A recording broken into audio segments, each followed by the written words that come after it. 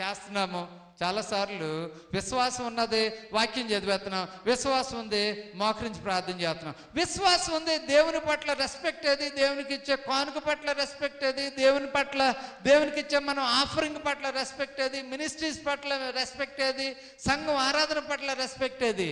చాలామందికి అలాంటి రెస్పెక్ట్ ఉండకపోవడం కూడా ప్రాబ్లమే. అందుకనే కయ్యను రెస్పెక్ట్ లేదు.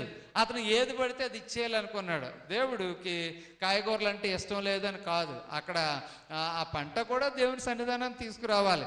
కానీ అతను ఇచ్చే మనసు బాగలేదు కాబట్టి దేవుడు కయ్యని అర్పణని తృణీకరించాడు.